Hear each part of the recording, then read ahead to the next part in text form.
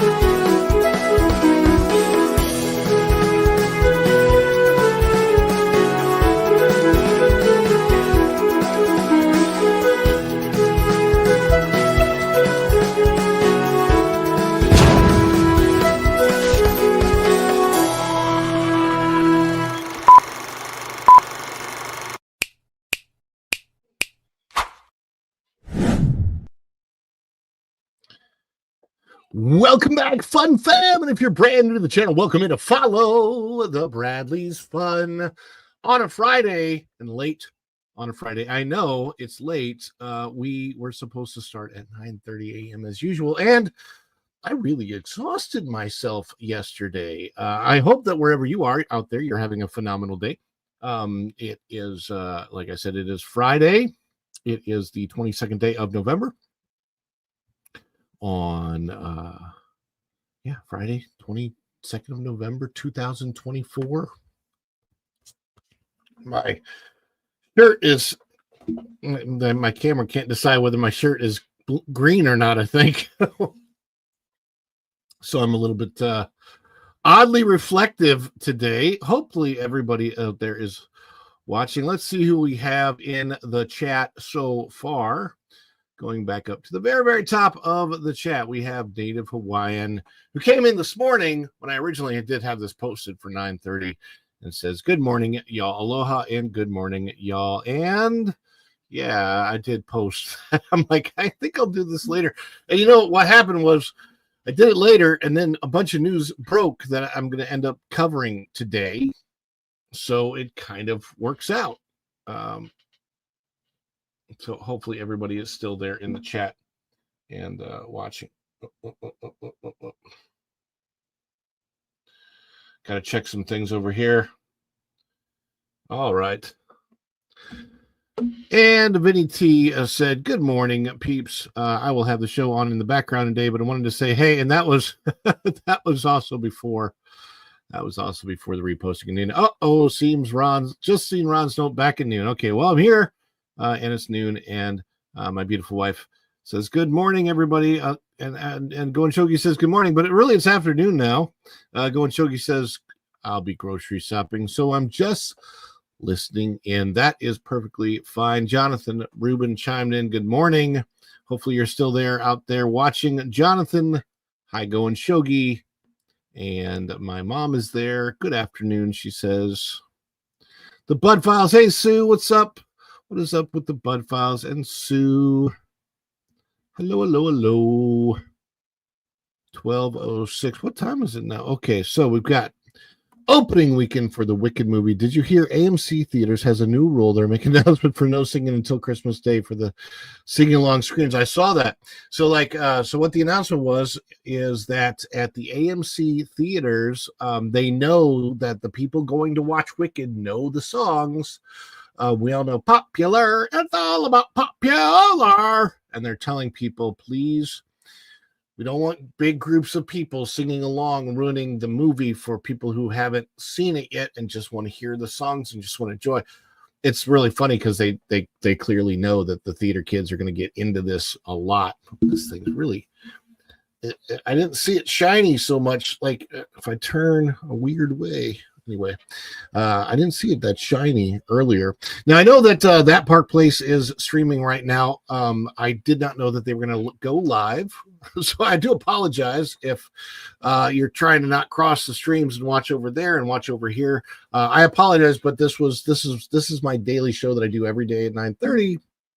And I had to delay it today. I had no choice because I just wasn't feeling all that this morning.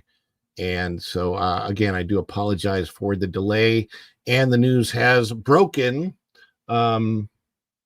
This probably wasn't what I was going to do my show on initially. But after the news broke, I'm like, okay, well, this is what it is now. So, but yeah, on Christmas Day, they're actually doing, they're going to release Wicked to they're going to release a different version of Wicked to theaters that is specifically a sing-along version starting on Christmas Day. So they'll make even more money with that. And I think that's actually probably great marketing for the people that want to go see this kind of stuff. My biggest issue with Wicked is, even though she probably does a great job in the movie, is Ariana Grande, just because there's so many things that maybe she's changed and grown up a bit, but there's things about her that I just can't get the whole licking donuts thing out of my mind. It's from years ago, but it still bothers me. And like specifically saying that she hates America. I'm like, why would you say that? That's horrible. It's a young person thing to say, but it bothers me. Anyhow, before we get going today, I know that this is going to be a little bit unusual for me, at least, because I may not see the same people chatting it up today as I normally would, because of the schedule had to change, and I do apologize for that. So this might be more like really just getting into and covering the stories. Hopefully I do have a guest that's coming in today. But I got to get to it. And I'm like, you know what? I do the show every day. This is show 110. So I need to do it. It's not always easy. I'll be honest with you. If I go streaming in the park, like I did yesterday, I was there for 5 hours live streaming. And here's what happens when I'm streaming in the park. I will not necessarily notice my energy expenditure. I'm putting out a lot of energy, but I'm not thinking about that at the time. I'm just thinking about you guys and what you're wanting to see and what I got to do and show you. And that's great. I'm not thinking about me. I'm thinking about you. And everything I do here is for you. As a matter of fact, I've said it before. You guys are the energon that makes this guy transform and roll out of bed in the morning, or sometimes in the afternoon. I got up pretty much normal time today, but I just didn't have energy, and I don't notice it. And that's the thing. What I was going to say is, like, I don't notice how that's affecting me until after I'm home, and I'm like, oh my gosh, I'm totally spent. It was kind of crazy yesterday. So I appreciate Jonathan Rubin saying prayers sent, feel better, Ron. But yeah, keep the chat going, everybody. Keep the chat going. We got a lot of things to get to today. But before we get to anything else, we got to celebrate you all for being here. This is a celebration. And I'm going to show you the longer one, actually. We do have a new one out there. We have a new celebration that we do. I'm going to show you the long celebration, the traditional celebration that I like to get things started off with, because we got to celebrate being alive. Any super chats, super stickers, super thanks, buy me a coffees, PayPals, any of that kind of stuff. We celebrate it with this lovely new brand. No, this is not the new one. This is the traditional long dance celebration. You guys ready with your emojis and super chats and all of that kind of stuff? If you're a member, get ready. Put them in the chat right now. Here we go.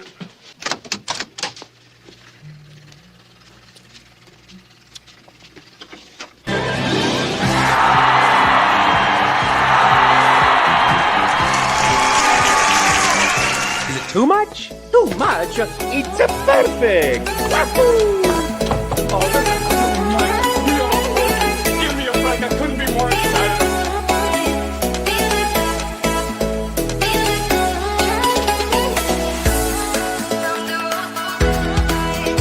Okay, this anticipation is making me mental. But if they say yes, you can be on the show. I think I would go so crazy.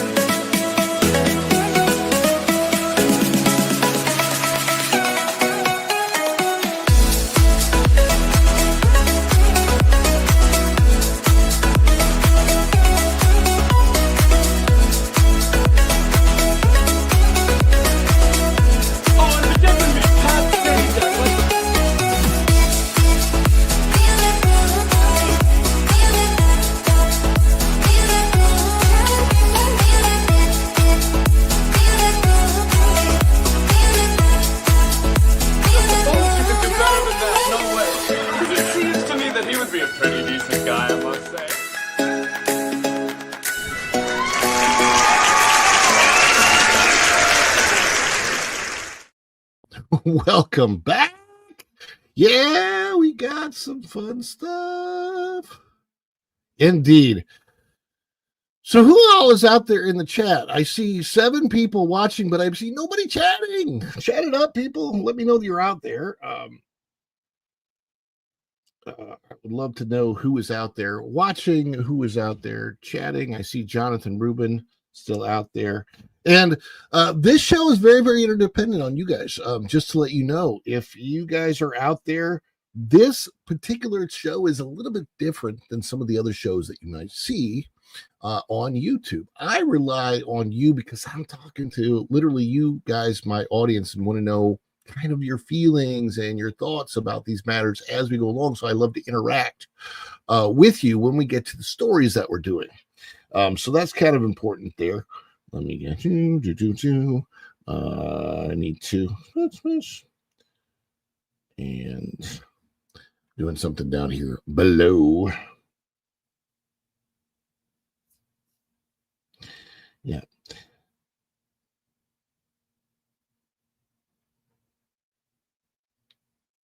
All right, so we're gonna go over here.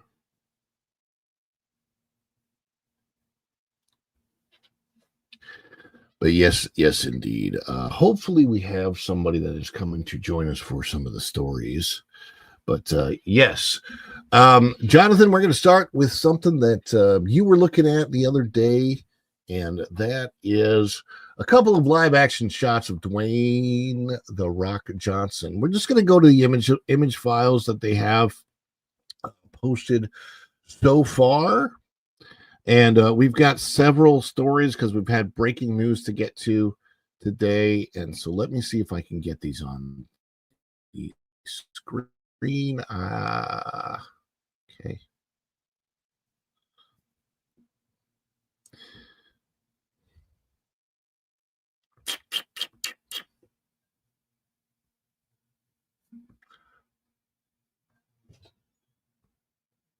All right, so here we go. Dwayne "The Rock" Johnson is playing, has always played the voice of Maui in Moana. Moana 2 is coming up, but we've also are starting to see set photos of Dwayne "The Rock" Johnson as Maui. So we're going to look at Maui. This is what he looks like. This is the character of Maui in the animated form. And they still kind of did like a sort of a version of The Rock's face. And let's see what he looks like over here as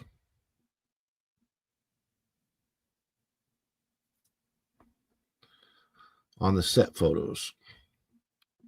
So going back over to the set photos, just wanted to get your thoughts on what he looks like. I don't, for me, it's hard to tell because honestly, even though this is a live action version, there's a kind of a question of, will he just be filmed looking like this, or will there be CGI added to enhance or change or whatever? Because a lot of times, even if they're doing superhero movies, superheroes get in great shape for the films, and then they film them and they film them in the suit and everything else. But there's a lot of times when they are using CGI to enhance the look of the character. For example,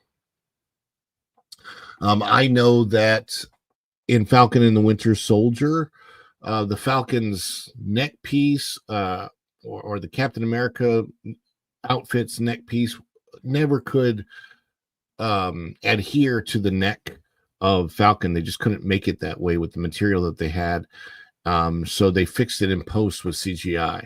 So that's kind of one example. But that kind of thing happens quite a bit. And then let's go back here to the main tab and see the different pictures. I don't know if there's any other pictures besides that one. This is how big is this? I don't know. All right, so there's a little bit of a bigger one.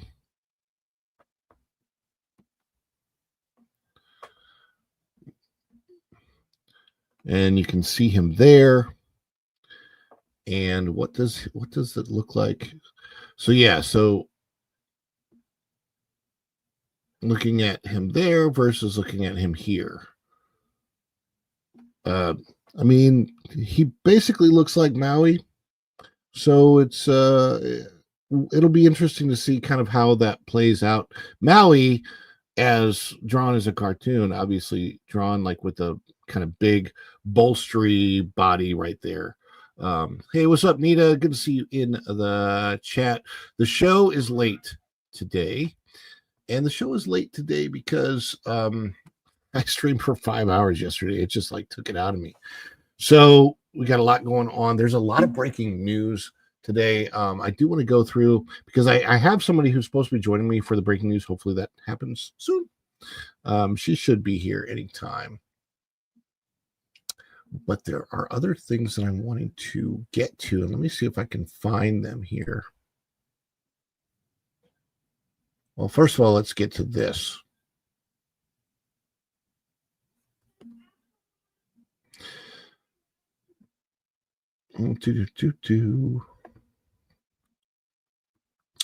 All right, so I'm going to share some of the pictures that I took yesterday that I did not share on my live stream because these are photographs. I started taking these after, and I've found this to be interesting. So this photograph was taken from the Contemporary Resort. Now, this is news that's not really being shared a whole lot in other places, that at least not that I've seen. But these are four different cranes. You can see them all in the shot. 1, 2, 3, 4 different cranes. And where are these set up? These are set up at Fort Wilderness. These are all on the site that had been previously announced as being the brand new DVC Reflections Resort. So there has not been anything official announced by Disney that they've restarted this project. They haven't announced it. They haven't said anything about it. We don't know if it's still going to be Reflections or if it's going to be something else. But the Reflections Resort is supposed to be a brand new DVC resort. It was announced years ago, and then it just kind of sounded, hey, what is up, Juliet? I see Juliet here. Vinny T. Yeah. So, no, not another DVC, but except that this DVC resort was announced prior to the Polynesian resort, and the Polynesian kind of ended up looking, the new Howard Johnson looking building kind of ended up looking kind of like what this Reflections concept art was starting to look like. Well, there's no announcement that they're building this, but there's 4 cranes on the site, and you can see it right there. So let me go through the other pictures, and just so you can see exactly where this is. So there's another close-up. That building you see over there to the right, that's the Four Seasons Hotel, and that is on Golden Oak property. Golden Oak is a subdivision, a neighborhood that is adjacent to Walt Disney World, that was technically on Walt Disney World property until they started building the homes, and then they de-annexed to that from Walt Disney World property so that anybody that lives there would not at the time have a vote in the Reedy Creek Improvement District, which also no longer exists because now it's not the Reedy Creek Improvement District. It is the CFTOD, or was it Central Florida Tourism Oversight District. Central Florida Tourism Oversight District is what it is now. So they're clearly doing something with this land, but is it going to be Reflections? Is it going to be the DVC resort? I think it will be, but I can only speculate, and I can't say 100% for sure. But I took these pictures and saw this stuff going on with my own eyes, and I'm kind of backing away from it here just so you can see where it is. Now, this is the window that I took the photographs out of, and now in this shot, you can see this is the contemporary pool area, Bay Lake, the backside of that, Discovery Island, and then on the other side of Discovery Island is where Reflections would go. And what is being built on is the old River Country property. River Country was closed down in 2002, and then it stayed closed and never reopened. It was very interesting because River Country, all of its structures were still there and overgrown when I was working there in 2015, 2014. I remember kind of looking through the fence. I didn't go into it, but it was very interesting to see. Yeah. Enough with the DVC resorts. I agree. Enough with the DVC resorts already. DVC is a pain in the butt and a bad investment. Well, it's not they can't sell it as an investment. Yeah, and the new one at the Poly is a monstrosity, and they took away my favorite show, the Luau. Are you talking about the Luau, Vinny T? I loved the Luau. It is very difficult to believe that the Luau is gone, and also incredibly, incredibly sad that the Luau is gone. It honestly, for me, the Polynesian really isn't the Polynesian without the Luau. You cannot replace the Luau with Dole Whip. So they have a Dole Whip stand, but they don't have a Luau anymore. And yes, those are childhood memories. And that's Disney they don't seem to take into account that they're ripping people's childhood memories away from them, but also they have the land. They have so much land. It just, I hate the Poly Albatross. It just doesn't make any sense. The only thing really good at the Polynesian right now is the chocolate wrapped bacon, which I really enjoy. They don't care. Exactly.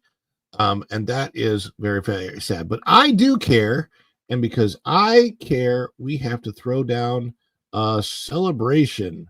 And we're going to celebrate just a little bit with this.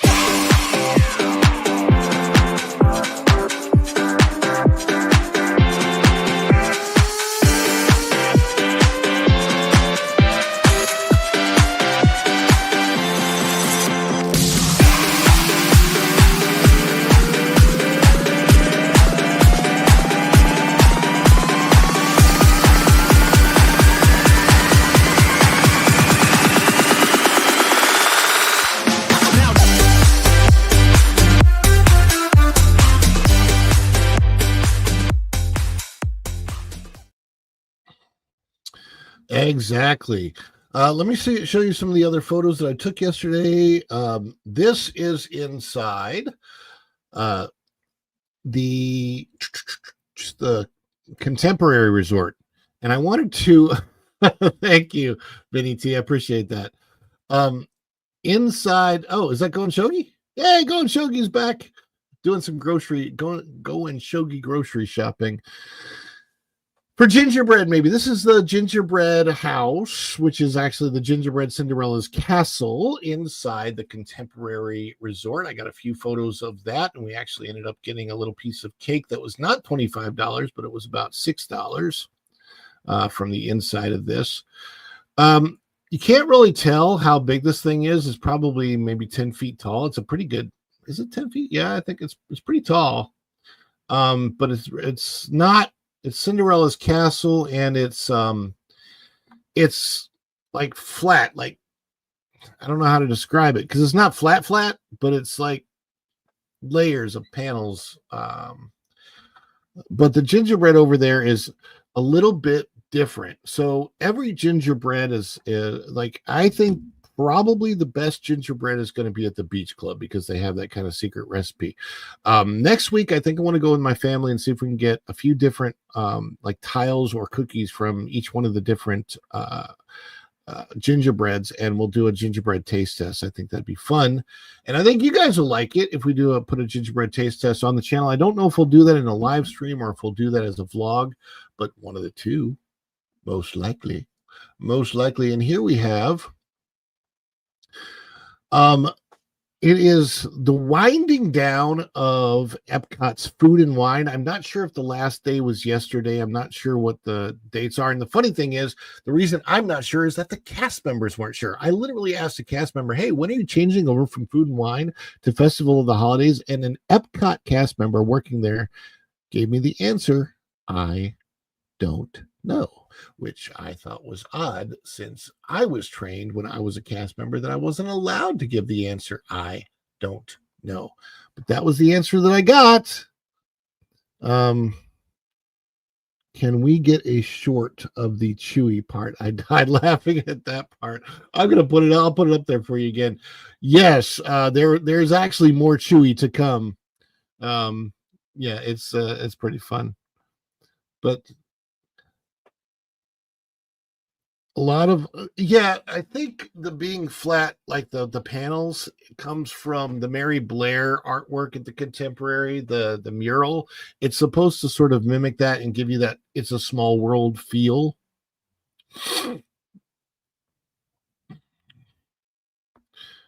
And then these are some of the flowers that are there at the front entrance of Epcot right now. I took these pictures for my beautiful wife who loves flowers. I don't know what these are called, but it's a nice setup they have. And I got my last few pictures of the Epcot International Food and Wine Festival sign presented by Corksicle. I would like to get out there more at night. I didn't do that as much this year as I'd like, as far as like hitting it at nighttime. But Epcot, I will say this. The one improvement as they've changed Epcot's finished now, the front entrance plaza is definitely an improvement over the monoliths, and all the names are still there, so they preserve them out front. So if you bought one of those little tile things and had your picture on it for your memories, those are still out front. I'm not even sure if the footsteps in front of the Magic Kingdom, those memory tiles are still there, but at least at Epcot they are, without the monoliths that were always kind of strange to get through. So the front entrance plaza looks better, but once you get behind the Spaceship Earth on the other side of Spaceship Earth, it's not as cool.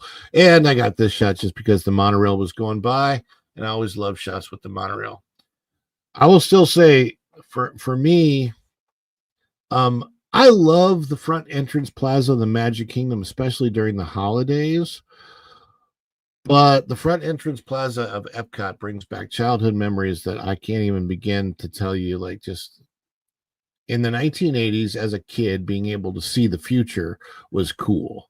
There are things about the future that we have from what was presented at Epcot, and then there are things that we don't. But the fact that they have the American flag still flying out there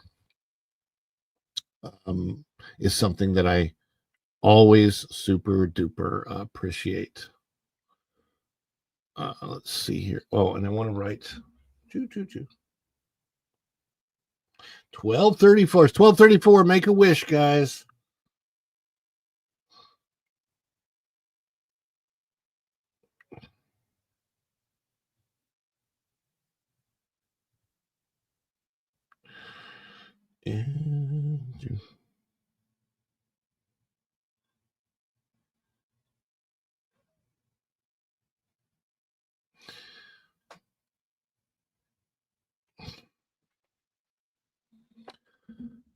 All right. When you wish upon a star. I got a legacy picture with my dad. How long do those stay up? They're there. They're on the outside. So, do you have the information of like the numbering of it? Because I can find it for you and take a picture and send it to you next time I'm out there, Jonathan. If you have the number, or I might be able to give you a call or something when I'm out there and I'm in the front, so I can show you. Because I can, even though I can't get into the park right now, I can actually go to the front of the park and still park for free. That's all perfectly fine. As a matter of fact, I can. A lot of times when I'm going to the resorts now, if I just don't want to mess around with the hassle of making a resort reservation, I will park at one of the parks and just take transportation over to the resort. But yeah, let me know. Oh, and look, we are about to have a special guest come in. Perfect timing. Ladies and gentlemen, welcome to the stage, Miss Erica from Erica and Raph. Hey, can you hear me? I can hear you. Are you getting in your car? Sounds like Yeah, I'm in the car. No, Sorry. you're fine. You're fine. You're good. We the show is a little bit of a mess today, and I apologize both to you and the audience, because normally I do this at 9:30 in the morning, although everything that broke after the show would have gone up anyway. So Oh, James. but yeah, we're getting to some things. We were just talking about, and I don't know if you would be able to see it on the screen, but one of the things that we talked about was, and let me see if I can find it. Got to go back a little ways. That there are cranes. I don't know if you've seen this, Erica, but there's a bunch of cranes, and here they are. Can you see that picture? I don't know. You're probably on a cell phone. Yeah, I saw it earlier. Yeah, so there's 4 cranes out at the Reflections. Out at, well, I shouldn't say Reflections because we don't really know what it is. They're not telling us right now. But there's 4 cranes at what was the River Country property, and what was announced back in, I think, 2019 or 2017 or something, as a new DVC resort, Reflections, which I will tell you, how do I put this? In 2023, which is almost 2 years ago now, I think around February, actually, I was not hired, but I was transferred to Hoop to do review. And I had questions about this property because it was just sitting there behind a fence. And all of the cast members that were working there at that time, and they'll tell you the same thing at this time, they don't actually know what's going on. That's what they'll say. We don't know what's going on. But they're clearly building something. They're clearly doing something with this property. And my guess is that they will eventually announce that they are absolutely going forward with the Reflections DVC resort, because why spend all that money on the artwork and everything else? What's your thoughts on another Disney Vacation Club resort in Fort Wilderness, the campground? Have you ever stayed at Fort Wilderness? Did you ever stay at the campground? I don't know if she can hear me right now. I don't know if you're talking, Eric, and we can't hear you if you're trying to talk right now, but you might be getting a signal lapse, which is fine. Yeah, you're frozen. All right, Now I I can got hear you you. back, I think. Hello? Yeah. I can hear you now. Okay. Yeah, my signal kind of got lost. It's been snowing here today and a lot of snow, Ooh. so the connection can be kind of wonky. But yeah, I thought I'd heard years ago they were going to build another resort in that area. It's just kind of a fog memory. Well, I'm just surprised they're building these as quickly as they are. Are people really buying these DVCs up that much that it warrants all these DVC resorts to be built? they don't have to sell out. One of the things that I learned when I was working for DVC is that projects like this are actually funded completely before they ever go up, which means that they'd already spent the money on reflections or like had the money allocated in cash. So they're not selling. Actually, Alani is still not sold out in Hawaii, but what it does is it creates more space for them to put people at the resort where, like, DVC people that buy into DVC pay for these hotel rooms completely, and then they can still use them as hotel rooms when they're not being used by DVC. It's the amount of money that they can make on this is ridiculous. It's so much profit. And people that own DVC pay maintenance fees every year. Well, I think that only 20 or 30% has to be used for maintenance, which means the rest of that can be pure profit on Disney's part. It's pretty crazy what the laws say when it comes to timeshare. But yeah, DVC makes probably the most money for Disney. They make a lot of money from the merchandise. They make money from the cruise ships. Walt Disney World itself brings in the most money of anything for the company. But a lot of that money that's coming in is from DVC. Oh yeah. So Goen Shogi says, and this is great. Legal Mindset has a great video that breaks down all of the DVC fees. I love Legal Mindset. Oh, really? I didn't realize Andrew put a video out like that. I'll have to watch it. Yeah, Andrew's great. His stuff. So it's just interesting to see all this stuff that's going on out there. And let me see. I was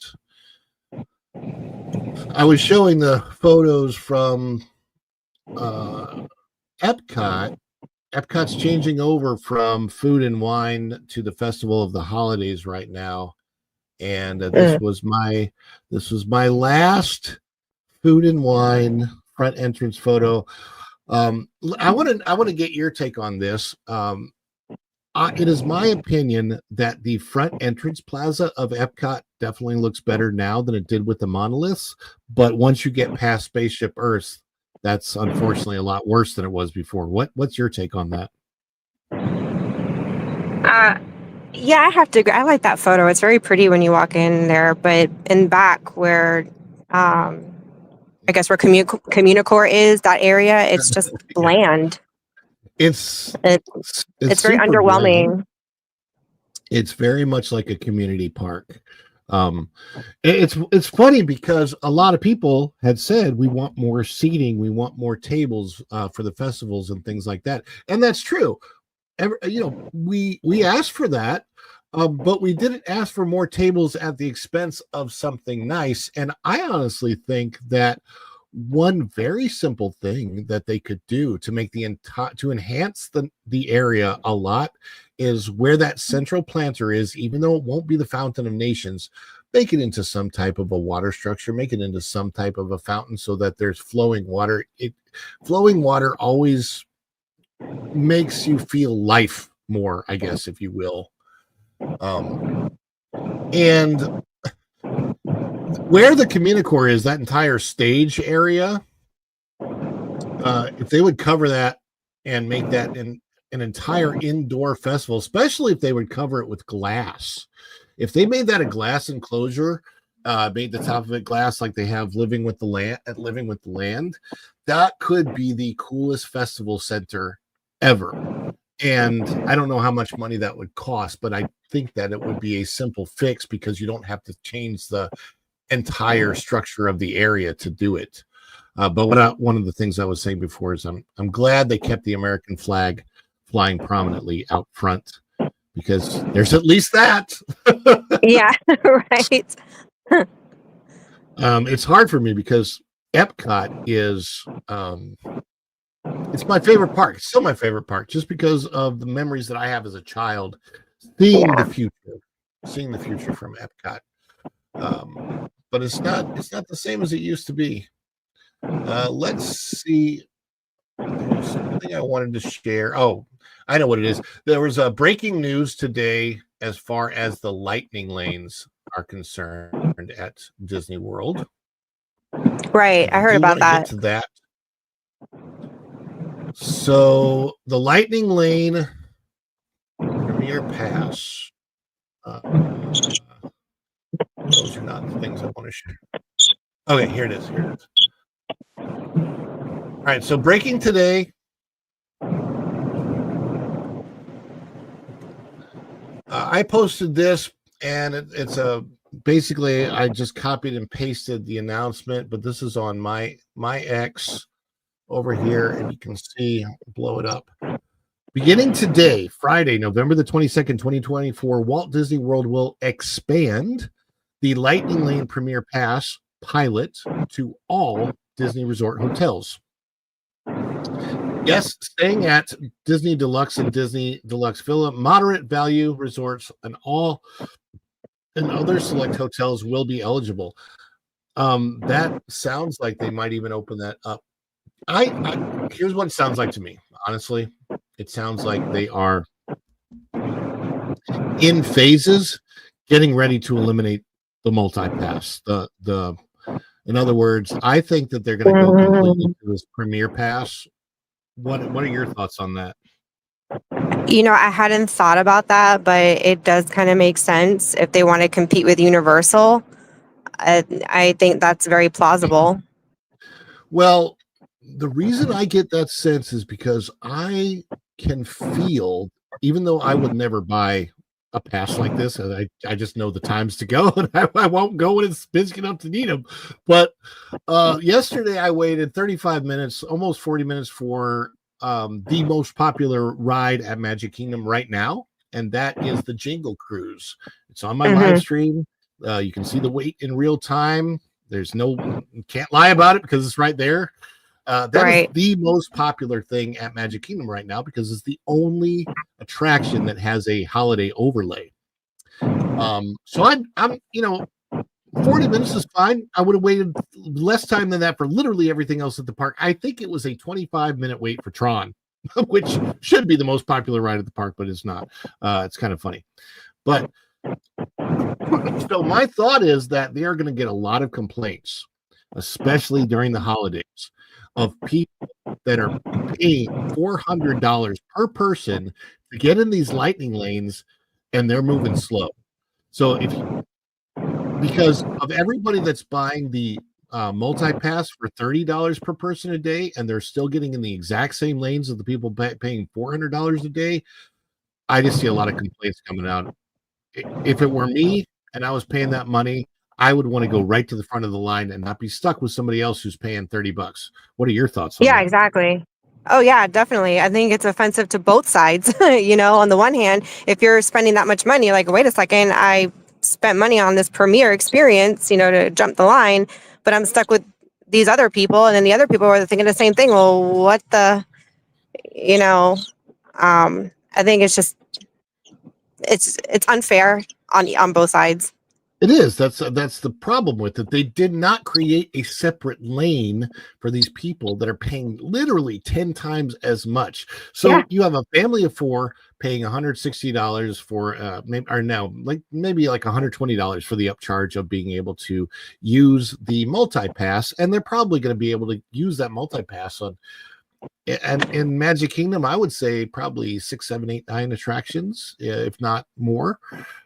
Whereas if you bought the Premier Lightning Lane Pass, you might have paid $400 per person. You paid $1,600 instead of $120. That is a huge difference. I like the idea that they're expanding this to all the resorts, because I would say that if you are a family that wants to prioritize being in the parks and rides are your main thing, then you can go, okay, good. I don't have to spend my money staying in a deluxe resort that I'm only going to sleep at. So now you can maybe save your money and go to Pop Century and then pay all this extra money for the lightning lanes, because maybe that's the way you want to do your vacation. You know, if you're planning out a vacation and you're going to spend a lot of money and you want to prioritize, I want to get on all the rides, but I don't care where I sleep, then yay, you can now buy all-star resorts for goodness sake. And then, you know, at least you know that if you paid that extra $1,600, you're going to be able to get on all the rides you want to. But it's going to create a huge problem during the holidays if you have people backing up these lightning lanes with both multi-pass and premier pass. And I see at least in this pilot time, I see a lot of that coming and a lot of complaints coming until they go like this announcement to me just shows that eventually they're going to say, well, as we've been experimenting with our lightning lane pass, we've realized that the greatest benefit is to only have the premier pass. So over the next few months, we'll be phasing out the lightning lane multi-pass and single pass. Maybe they'll retain single pass, but they would charge a whole lot more for it. Like if they imagine the future where people are paying $400 per person per day for the premier pass, and the only other thing they have available are the singles. Well, then you know that they're going to charge like $100 per person if they just want to ride Tron. Yeah. I don't know. For me personally, and you grew up going to Disney, right? You grew up here in Florida? Oh yeah. I grew up in Tampa, and I had 2 immediate family members that worked for Disney, so we got in on those main gate privileges for since I was in 7th grade up until COVID. Yeah. Okay, so that's quite a long time. I would assume, I don't know. And my guess is that the Disney experience back then was, hey, I'm going to go in, I'm going to enjoy the rides, maybe get some fast passes along the way, and it was all hunky-dory, and you experience what they called back then the Disney difference. And now it just feels you could feel the Disney difference back then, in the cost and in what you got in terms of quality entertainment. Yeah. Well, the magic is not there. Did you remember the Streetmosphere at Hollywood Studios? When you mentioned entertainment. Ooh. Wait, you mean that the street actors and the skits they would do? Yeah, they took that out. That's been out for a while. And gone since COVID. It was there right before COVID. It was actually one of the roles that I auditioned for back in 2016 or 2017. And I have friends that I had friends that did a lot of those roles when I used to do stand-up comedy, and some of the comics I worked for did some of those roles, so I'd come in and watch them there, and it was so much fun. And I would say this too, the same thing with Star Wars Weekends. Star Wars Weekends was 1,000 times better experience of a way to experience Star Wars in a park than Galaxy's Edge could ever hope to be. You go to Galaxy's Edge now and you get maybe a couple stormtroopers, maybe you get to see Rey. It's really weird because you don't know the time period, because now Mandalorian and Grogu are over there, which make no sense, but theming wise. But during Star Wars Weekends, you'd come in and there's Darth Maul, there's Darth Vader, there's Gamorrean guards, because they allowed the 501st Legion to come in and basically cosplay professionally in the park, you had literally hundreds of Star Wars characters, and it didn't matter that you weren't in something that looked like Star Wars. You were still very much into the interaction of Star Wars. As a matter of fact, some of that is featured in my celebration shot, and I know Vinny T liked the Chewbacca stuff, so I'm just going to play that now. We'll just show it right again.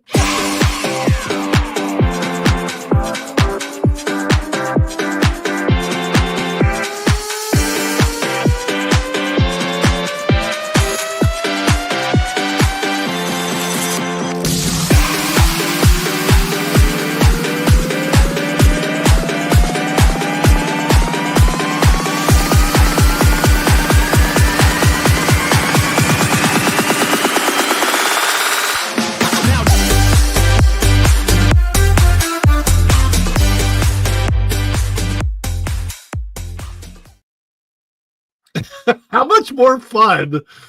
How much more fun was that than like going to Galaxy's Edges?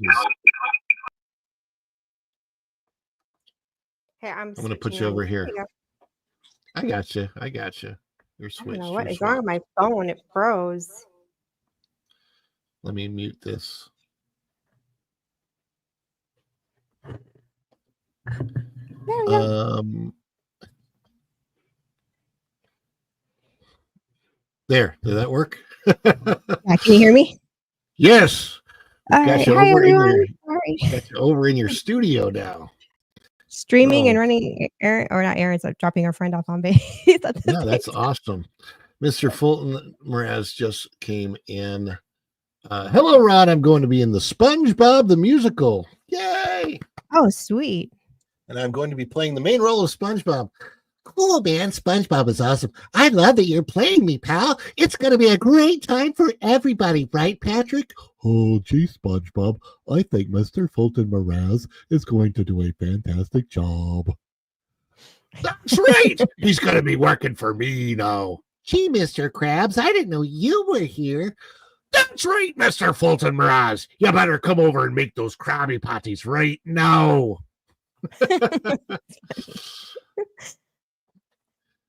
Hola, Erica, my beautiful wife, says hola.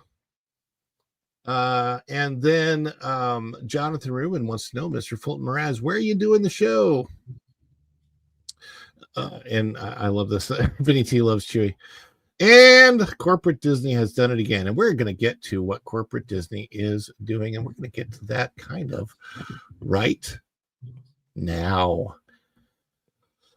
So moving on from destroying Fort Wilderness and turning that into Reflections, and destroying Epcot and turning that into your basic Central Park, and we're going to get into the next thing that Disney is just set to destroy, and that is the Muppets. And let me see. I may have to take this. I have to take this down, I guess, because I know Erica has some thoughts on this. I've already seen a few of them. Let's see. Here we go. Disney Imagineer. This was my thought. I'll show you Scott Gustin's post in a minute, but this is basically them wanting to replace the Muppets with Monstropolis. So I posted, Disney Imagineer in charge of MK. Hey guys, I'm going to ruin Frontierland by draining the rivers of America. And then a Disney Imagineer in charge of Disney's Hollywood Studios says, hold my beer. And let's take a look at this post by Scott Gustin. He says, new. This is on X, by the way, Scott Gustin on X. Monsters Inc. Land will replace Muppets Courtyard and Muppet Vision 3D at Disney's Hollywood Studios. To make way for Monsters, the Muppets will take over Rock and Roller Coaster and, quote, team up with music's biggest stars for a rockin' music festival, end quote. I don't know, Erica, what do you think? What do you think of the Monsters taking over Muppets and Muppets taking over Rock and Roller Coaster? Muppets is supposed to be for all ages, especially kids, and not everyone can go on roller coasters. So it's like Raph pointed out, he's like, that's like taking building a massive drop tower and theming it in Peppa Pig. He's like, I mean, it's just, I guess Muppets is only for people who can go on roller coasters, just like, our generation, that's it. Just forget kids, forget folks that maybe have medical issues. They grew up with the Muppets and they can't go on coasters, but they enjoy the Muppets. Like, I mean, seriously, who thought of this? I don't know. It makes me wonder because right now, right behind where Rock and Roller Coaster is, you have a villain show going in, right? So that's what they're doing there now. But will that villains show last? Because they do have that space there. So it is possible that they could throw Muppet Vision 3D because they still have the film, obviously. They could revamp where they're putting the villains temporarily into Muppet Vision 3D eventually, but who knows when all of this stuff is going to happen. The problem I have with all of this is that Muppet Vision 3D Exactly. is Jim Henson's last. Right. That was the Gotcha. last project that he worked on while he was alive. So it is not Yep. just a movie; it is history. Right.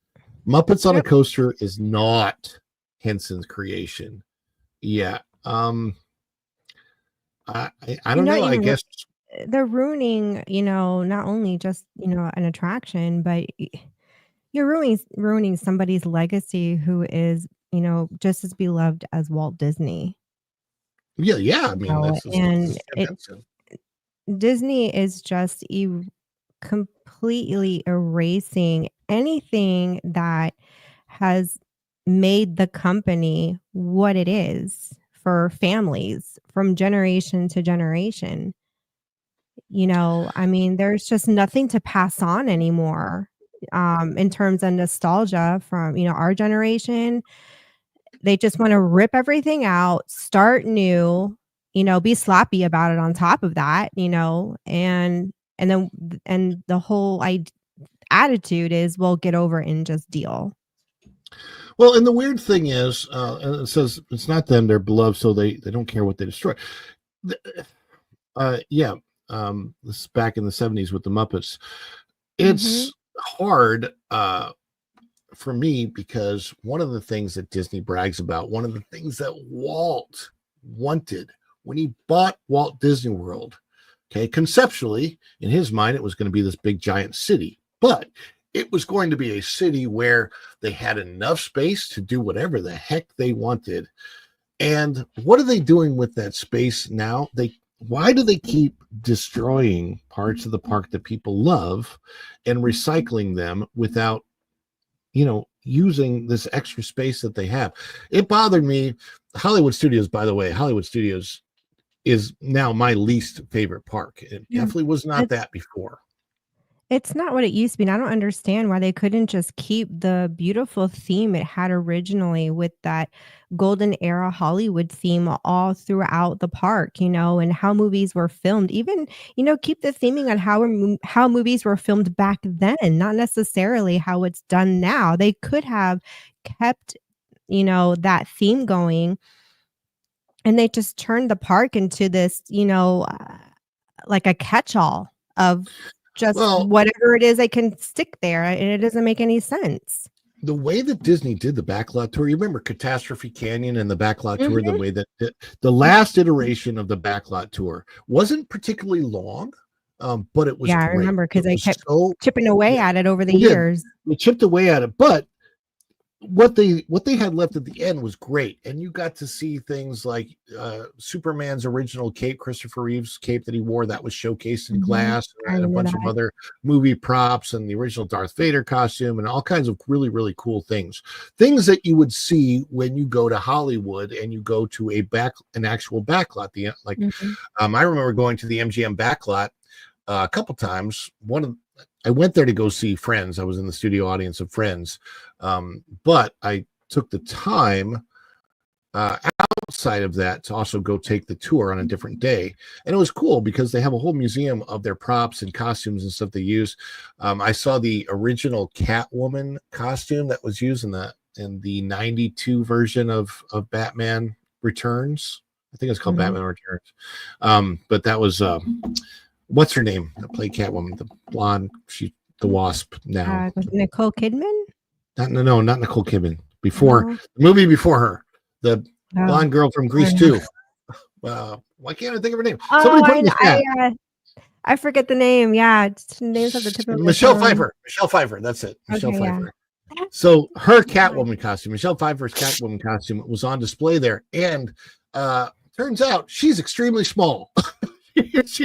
Because I'm like looking at the costume and goes, it looks like a little kid's costume. It just turns out I don't know, she must be like 5 feet tall or something. She's really, really tiny. As a lot of Hollywood actors are. You don't realize until you get there. When I went to the set of Friends and saw how small they all were in person, like David Schwimmer, I think, was the tallest, and he's like 5'10". They were all like tiny people. I'm like, oh, interesting. I didn't realize how small Hollywood actors are. But anyway, they're changing this now, and Marvin Montanaro wrote a great article on this. Let me see if I can bring that up, and that's at thatparkplace.com. Disney to destroy the Muppets for Monsters Inc. Josh D'Amaro will bulldoze Jim Henson's legacy with destruction of Muppet Vision 3D. Wow. Well, Marvin is definitely angry. Throw down Josh D'Amaro's name like that in the headline. Well, I mean, I understand that. And I don't blame him. Yeah. All my favorite rides and shows are gone from Hollywood Studios. Yeah, mine too. The Great Movie Ride is gone. The Backlot Tour is gone. Yep. Lights, Motors, Action is gone. Osborne Family Lights are gone. Streets of America are gone. All the Hollywood Players are gone. Everything that was great about Hollywood Studios, Star Wars Weekends, also gone. It's all gone. And what did they replace it with? They replaced it with Toy Story Land and Galaxy's Edge. Galaxy's Edge is the best fan fiction. Doesn't look like anything from it. Looks Star Wars-ish, but I always say it's that uncanny valley of Star Wars, because you walk in. If you go see Diagon Alley at Universal Studios, and then you go right from there, and you went right from there over to Galaxy's Edge, you'd be like, why the heck couldn't they have done with Galaxy's Edge what they did with Diagon Alley? Diagon Alley looks like it's right out of the freaking movie. Yeah. Rick Shaw says came from Marvin, pissed. He said he had to go to some Mickey dinner tonight too. Oh my gosh. Yeah, and they hate everything Walt. Yeah, exactly. By the way, I don't know if you've seen it, but I have hats at my spread shop. Go and Shogi, maybe you can share it in the chat. And I don't know. Let me see if I can bring it up real quick, because you say that they hate everything Walt, and I'm trying to fight back with this. Well, that's what it seems like. I mean, just look at how they've just been chipping away, and now it's not just little chips anymore. They're just taking chunks out, and they just don't care. I mean, and they know what their audience wants. Like, they're watching stuff like make Disney Walt again. Yes. Yeah, exactly. I made these hats like this on purpose so that people would take a second red. Look. Yeah. Well, I mean, there's other colors actually available, but people will look at these hats and they'll think that they say something else, and they'll look at them and a second time and they'll realize that's what they thought they said. Thought the hat said is not what it says, and they'll be like, okay, what does that mean? Make Disney Walt again? And people can be like, I just want Disney to be the Disney that it used to be. When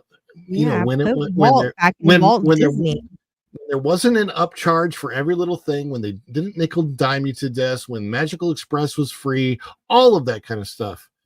So yes, these are made sense. Attractions worked, parks were clean, the standard was there. Yeah, exactly.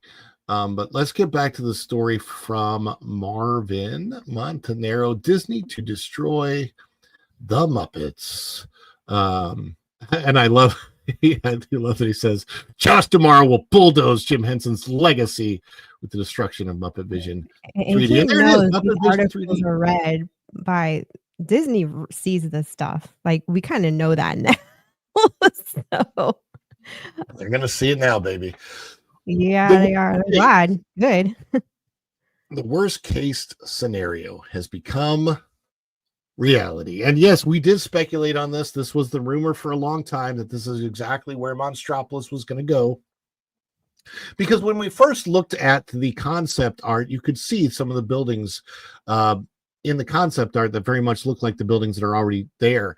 I will say this. I don't think anybody's going to care too much that Pizza Rizzo is going to go. But they're never open. No, they're well. When are they ever open? It seems like the hours are weird over there. And that's where that area of the park is where the Santa Claus meet and greet is right now. So if you want to meet Black Santa Claus, he's over there in that park, in that part of the park. The worst case scenario has become reality. Disney has announced today that it will destroy the classic Muppets and Muppet Vision 3D in Disney's Hollywood Studios to make way for a new Monsters Inc. land and attraction. The company has also announced that the modern Muppets, led horrifically by Matt Vogel as Kermit the Frog, will replace Aerosmith in Rockin' Roller Coaster. The announcement dropped this morning on the Disney Parks blog, with company writers doing their best to pretend that this is somehow good news. I like how I love how Marvin puts it. Right. Oh man, get straight to the point there, Marvin. Show us how you really feel.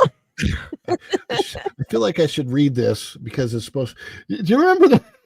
Do you remember that scene in Robin Hood, Men in Tights, where I didn't watch the entire movie. I've seen snippets of it. Okay, so there's a scene where the king, what is it called? The sheriff of Rottingham, right? The sheriff of Rottingham comes in. He says, Rottingham. "Yeah, sheriff of Rottingham comes in to King Richards and says to King John, yeah. Anyways, he's like, I have some news for you, sir." And he goes, "It isn't bad news, is it? I don't want to hear bad news." And he goes, "Well, to be quite frank, yes, it's actually bad." He goes, "Wait, I have an idea. Maybe if you tell me the bad news in a good way, it won't come across so bad." It's just a really funny scene. Oh, okay. Bad news in a good way. Let's see. Robin of Locksley right there. Bad news in a good way. Yes, Robin of Locksley, and he wants to kill you. It's hilarious.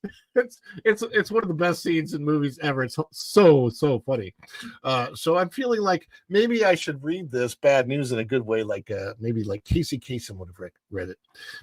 Building off the exciting announcements from last summer's D23, the Ultimate Disney Fan Event, the new land will include the coaster we've all dreamed of, a suspended ride recreating the door vault scene, plus dining and shopping in a whole new theater show, the Disney Parks blog said. To make way for the monsters, Kermit the Frog, Miss Piggy, and more of their friends will be moving right along the Sunset Boulevard. But there's more to the story. The Muppets will be taking over Rockin' Roller Coaster, teaming up with some of music's biggest stars for a rockin' music festival. It will be America's Top 40. The Parks blog also shared a look at the concept art for the new location, complete with a takeover of the Muppet Theater. So yeah, there you see. And by the way, this area of the park that is I pointing to it on my screen, which doesn't do anything for you guys at home, I know, but where that attraction, you can see the Muppets Theater there on the right? You can it's really easy to see. Let me see if I can. Is there a way to blow up the concept art? Yeah. Okay. All right, so I'm gonna blow that up on my screen so you guys can see it pretty well. And let me see if I can even get the picture a little bit. I'm going to put us down here in the corner. All right. So over there on the left is Pizza Rizzo. Over on the right is Muppet Vision 3D, which they're not tearing any of it down. It's all still going to be there. You can see Galaxy's Edge off to the right, and you can see that area of the park where they're building the new Monstropolis ride.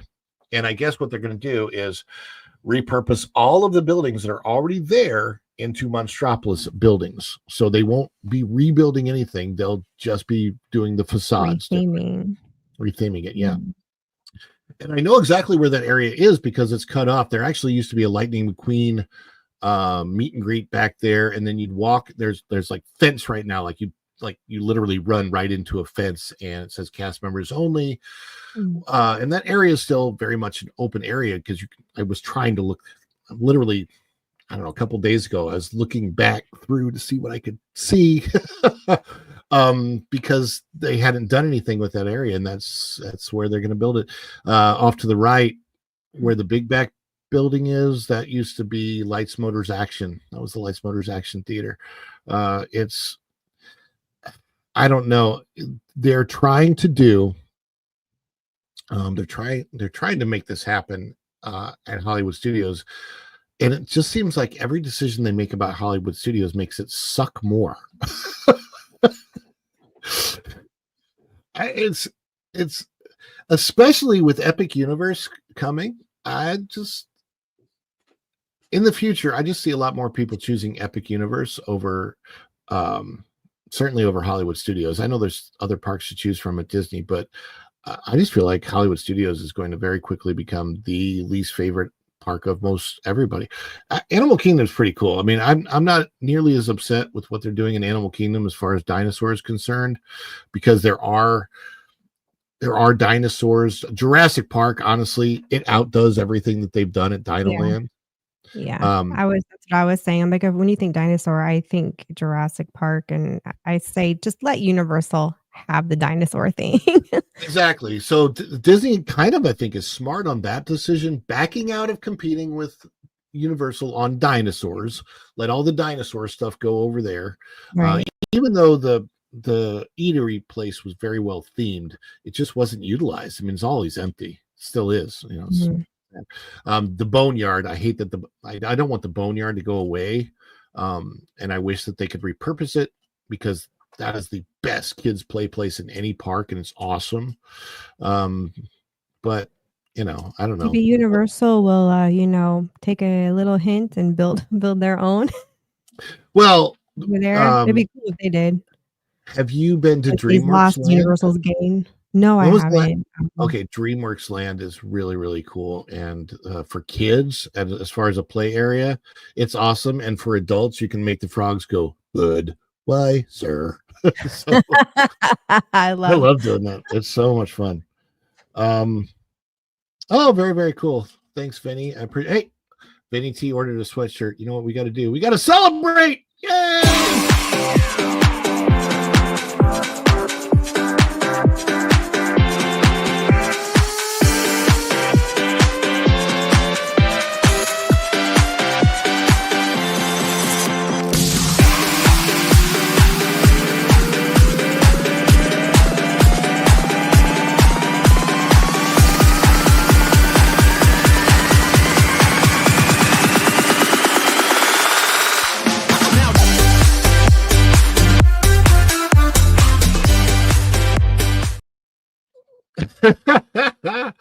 Oh, sorry, I didn't let that close up all the way.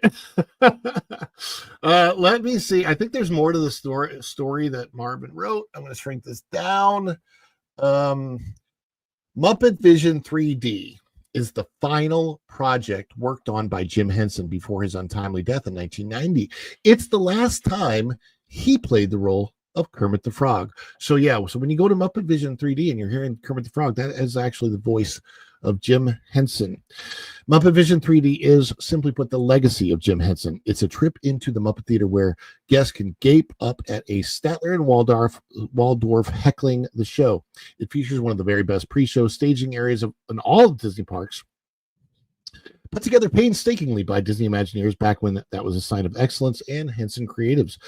But none of that matters to Disney's smirking parks and experiences head honcho Josh D'Amaro, who seems all too happy to spit on the ashes of Henson's final work, despite there being a large empty space just across the park and animation courtyard. Of course, D'Amaro didn't personally announce that he was bulldozing the Muppets for Monsters, Inc. during the 2 presentations of the new attractions. There is the Miss Piggy as the Statue of Liberty. That's a classic. I know. Maybe they'll move it. The space currently features the Star Wars Launch Bay, a useless area that displays replica ships from the Star Wars films and features 2 character meet and greet locations that can easily be relocated. It also has the Disney Junior Live on Stage Theater, which has sat empty for years since the show's cancellation. The space is now reserved for dance parties. A former Disney animator recently let it slip that Disney was planning on using the animation courtyard for the monsters, but that information was either false or Disney just changed its mind. However, there are executive offices behind the courtyard, and rumors have been swirling that Disney higher-ups were pushing back because they didn't want to lose their posh workspace. And so, posh, but okay.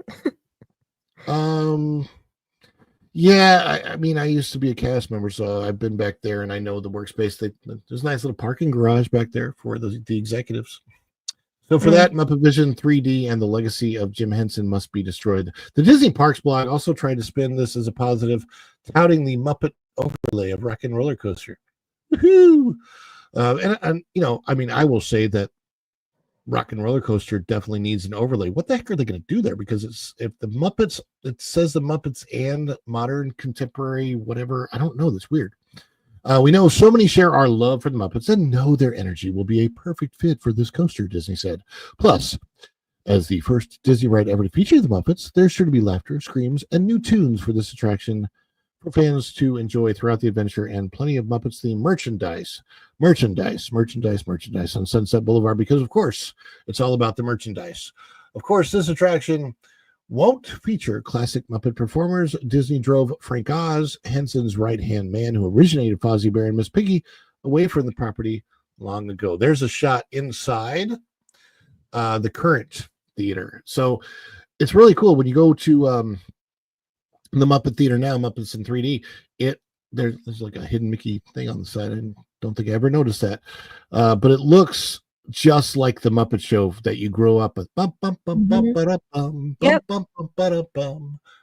done on purpose like that.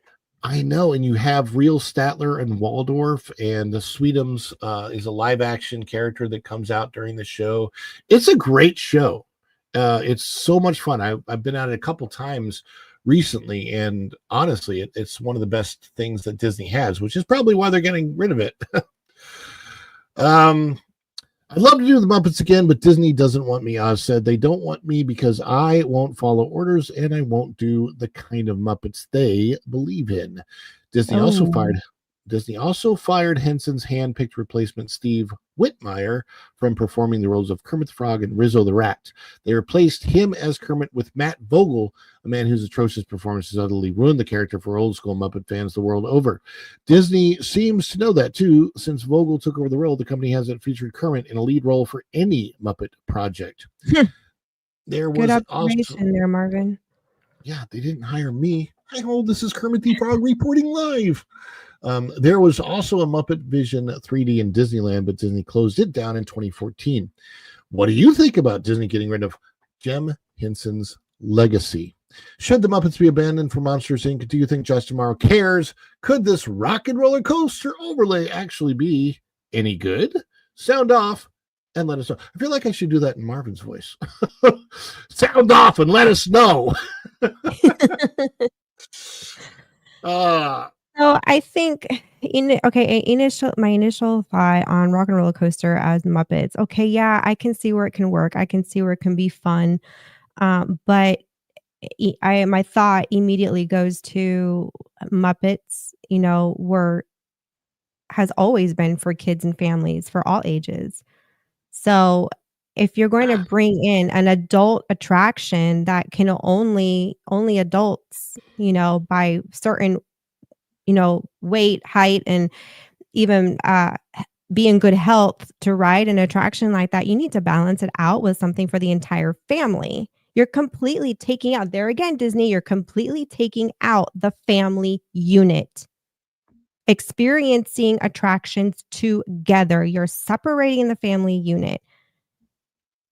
How are you supposed to introduce the Muppets to your kids now if the only people that can ride, this attraction are adults, and healthy adults at that? I'm getting to a point now where I can't ride a lot of rides like that as much because I have early signs of a slip disc in my spine. So my roller coaster and jolting days and attractions are slowly, declining. So I don't know if I could go on this ride. I mean, it would just depend on the day and how I feel and if my back could handle it, and there are people in worse medical conditions than me that really have to stop and pause on, I really like the Muppets or this theme, but can I really ride this attraction? And then I'm going to feel like I'm being discriminated or alienated against. And it's a theme that's meant for families.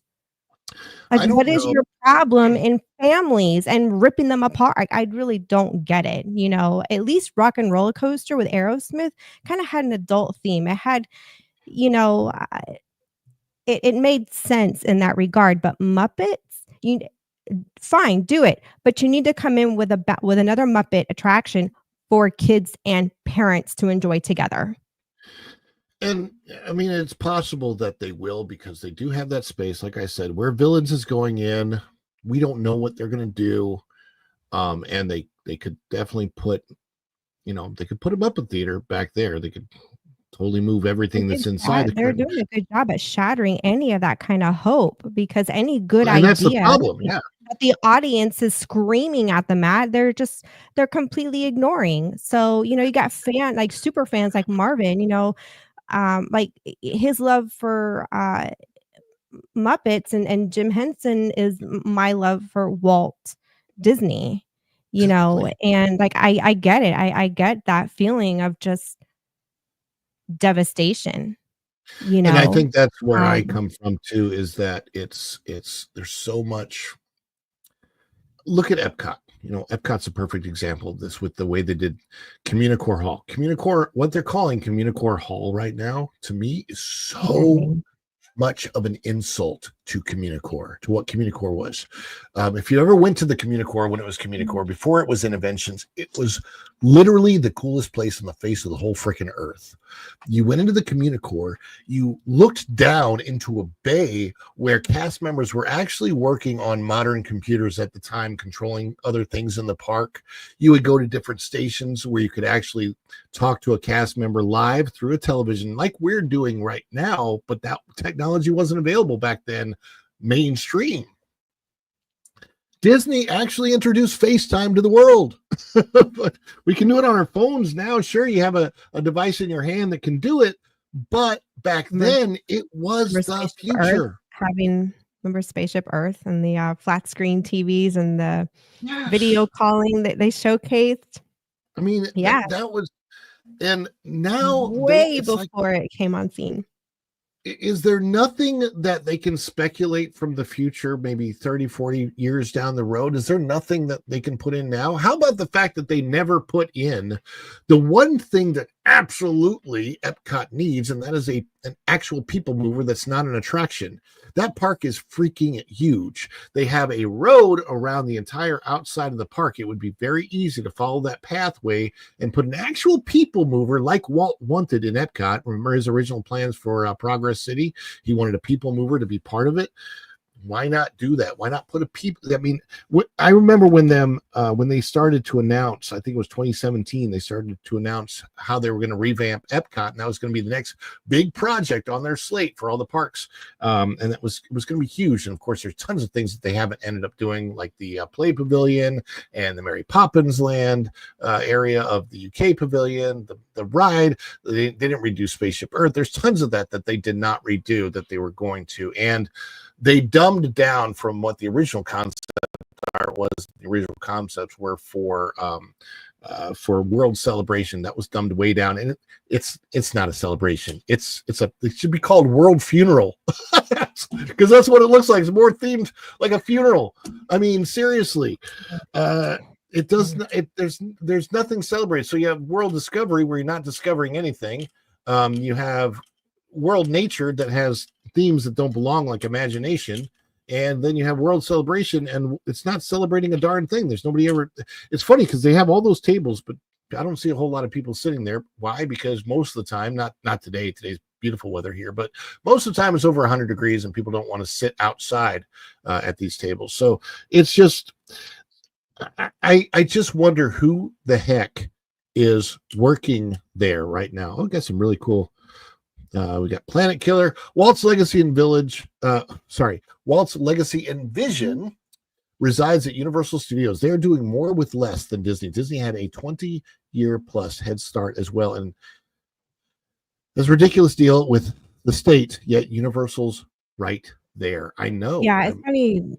I've been saying that for a while now, with Universal acquiring the old school, well-seasoned Disney Imagineers over at Universal Creative, and it's like Walt's vision of innovation and imagination is now being housed over at Universal Studios. And that's really bittersweet to say that, because it's not being done in his company that he started. It's actually being showcased with its competitor. And that's really hard to say that.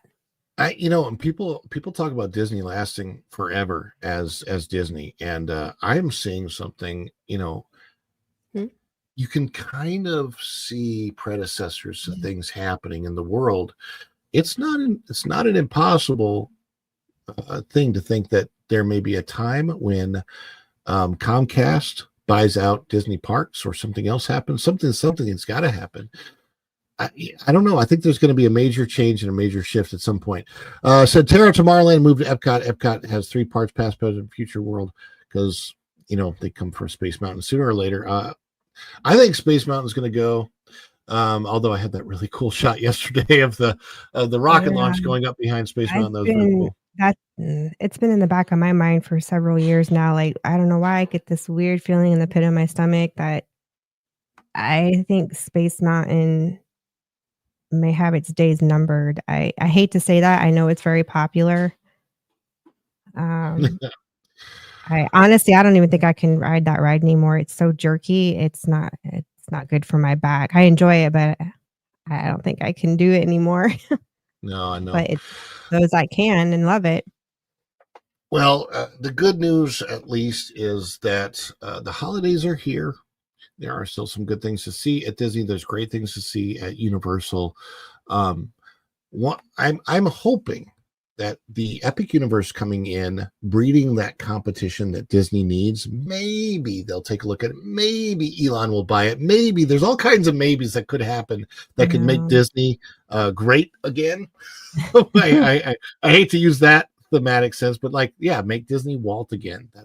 That's what really needs to happen. Look, they've had every opportunity to push that discovery and creativity by teaming up with someone like Elon Musk, because if Walt were around, he would have jumped on that relationship, and been like, let's collab, and Disney just utterly ruined it. Disney ruined it in a really, really big way. Because we all know what Elon said. Mm-hmm. And the only way he's going to do anything with Disney is, think about it. If he's the one making the decisions, he's not going to bend the knee for Iger or any CEO for Disney. It's either he is going to make the decisions, or it's just nope, or he's not going to have anything to do. Want no collab, or I'm the one making the decisions. It's that black and white. Dan's Life with the Kingdom says, if Elon buys Disney, no doubt a 5th gate is in play. Yeah. Anita says, for sure, Elon and Walt would be the dream team. And I'm going to leave it with that thought, because to me, that's hopeful. That's very, very hopeful that, hey, if there's anybody that has a chance of, reaching into the frozen brain of that doesn't actually exist, the Walt Disney, he's supposedly frozen, right? But Elon can reach in there. Oh my gosh. Anyway, I want to thank you, Erica, for being on the show. Before we go, let people know where they can find you at. Yeah, I can find us at Raf-Erica on YouTube. I've put up a video on how I make one of our holiday traditional meals, which is banh. I'm going to do a couple of other cooking videos, holiday recipes, family recipes, and I've got 2 videos I am currently editing that showcases Christmas ornaments and decorations here in Germany, and then a theme park that we visited and went to their Christmas celebration. I've even considered not only releasing that as a vlog, but then also going in and maybe doing a video and just kind of talking and making some comparisons on what we have here in Europe compared to what's going on in the States in terms of the theme park world. Yeah. Maybe. So if we have any mods in the chat, if you don't mind sharing out Erica and Raf's, I don't know if we have mods left in the chat right now. Today it's totally different day and time than they're normally used to coming in. But if somebody's there, you can share out Erica and Raf's channel. If not, that's okay. I will say that you can. I'm changing up a lot of things on the channel soon because I've got to, just the way that I've been working.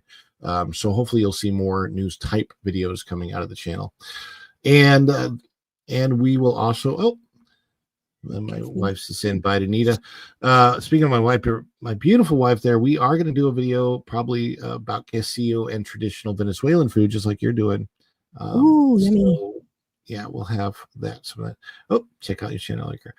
So we've got that going on. Other than that, thank you guys so much for being here today at this very unusual time. Again, Daily Dish normally at 9:30 a.m. on Monday through Friday, and we will be doing that.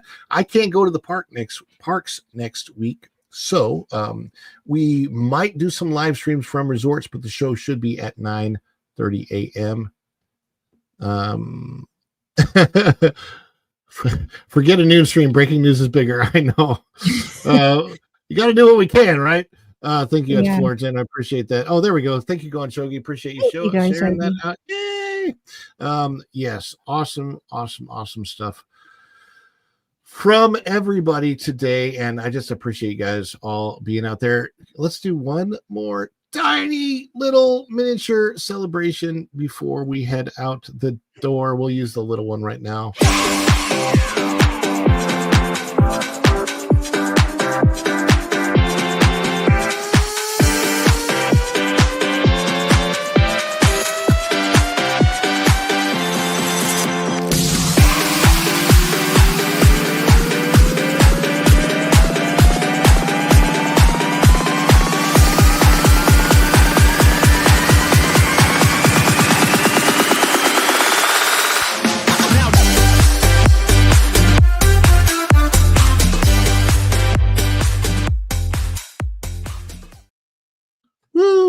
Thank you so much, Erica, for being here today. Thank you so much, everybody that's been in the chat. Nita and Vinny and Florence and gosh, a lot of new Rickshaw and a lot of new people that, because, I'm at noon, so it's different people coming in. Vinny T, I appreciate you being here. And everybody, if I didn't mention your name just now, I still appreciate you. Thank you so much. We got to go, and we will see you real soon. Bye, everybody. Ciao. Bye.